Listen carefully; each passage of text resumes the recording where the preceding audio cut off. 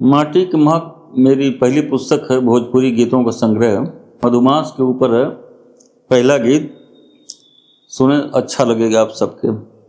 मधुमसवा में सगरी सिवान गम के, मधुमसवा में सगरी सिवान गम के, नाचे मनवा मदनवा के गान सुन के, मधुमसवा में सगरी सिवान गम के, मधुमसवा में सगरी।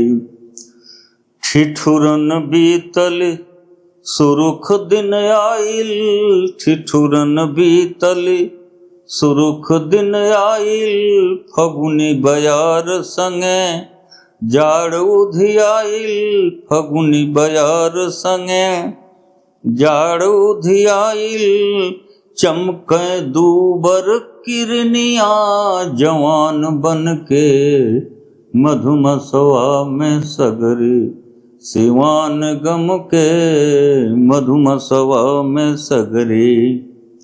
कलिया चटकी गोहरावे भंवरवा, कलिया चटकी गोहरावे भंवरवा, रचि रचि डोलिया सजावे कहरवा, रचि रचि डोलिया सजावे कहरवा, छत पर उतरलिया जोरिया बिहान बन के, मधुमसवा में सगरी सिवान गम के, मधुमसवा में सगरी। सुन के कोयलिया के बोल अंगनैया, सुन के कोयलिया के बोल अंगनैया, छम छम बाजले पायल पैया, छम छम बाजले पायल पैया, अगराइल कंगनवा नदान खन के,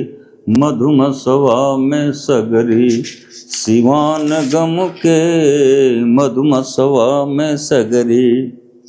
महुआ के बरिया में डहर भुलैली, महुआ के बरिया में डहर भुलैली, बेसुध अमवा के डारी बौरैली, बेसुध अमवा के डारी बौरैली, गदरा गोहुआ लखेला खरिहान हंस के, मधुमसवा में सगरी सिवान गम के, मधुमसवा में सगरी। दूर यमरैया में पिह के पपिहरा, दूर यमरैया में पिह के पपिहरा, पोर पोर नैया जगावे भिन सहरा, पोर पोर नैया जगावे भिन सहरा, उड़ी उड़ी तितली खोजेली मेहमान मन के, मधुमसवा में सगरी सिवान गम के। तिसिया के फूलवा नियर नीक अखिया, तिसिया के फूलवा नियर नीक अखिया, सरसों के फूल जस पियर पखिया, सरसों के फूल जस पियर पखिया, ऐसन धरती निरखी असमान सन के,